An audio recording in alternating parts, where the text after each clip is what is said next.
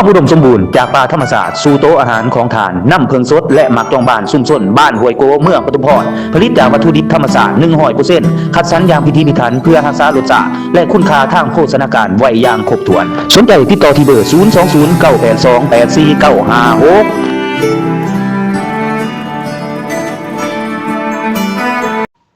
กองประชุมเปิดกว้างครบคณะบริหารงานสหพันธ์กบาลเมืองปทุมพรยกสูงคุณภาพองค์การมุ่งสู่ผลสำเร็จในปี 2027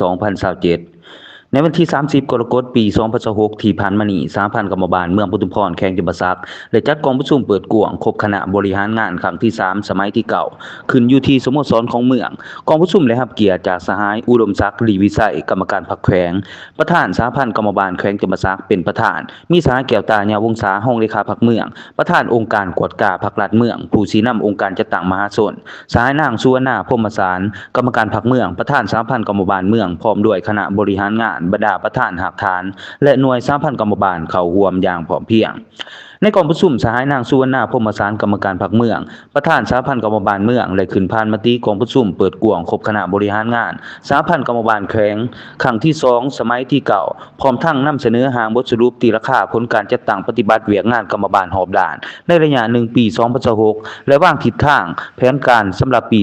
2027โดยได้สะท้อนให้เห็นถึงผลสำเร็จข้อดีข้อจำกัดและมาตรการแก้ไขเพื่อยกสูงคุณภาพเวียกงานกรรมบาลในระยะต่อไปจากนั้นทานนางพรดาวันอาสาผู้ทรห้องประธานสหพันธ์กบาลเมืองปทุมพรได้ขึ้นพานหางบทสรุปตีราคาเวียกงานกองทุนช่วยเหลือซึ่งกันและกันกสกระยะ6เดือนต้นปี 2026วางทิศทางแผนการ6เดือนท้ายปี 2026นอกจากนั้นยังได้ผ่านกฎระเบียบกองทุนกสกฉบับปรับปรุงเลขที่113สกขจสลงวันที่21กรกฎาคมปี 2026และแจ้งการเกี่ยวกับการประเมินของแข่งขันหาเป็นเจ้าประจำปี 2026ภายหลังการนำเสนอเอกสารบรรดาผู้เข้าร่วมกองประชุมและประกอบความคิดความเห็นอย่างกงไปกงมาและอย่างสร้างสรรค์โดยได้ซุ้มใส่การแก้ไขข้อคงค้างยกสูงคุณภาพการดำเนินเวียกงานกรรมบาลและการคุ้มครองของทุนให้มีประสิทธิผลยิ่งขึ้น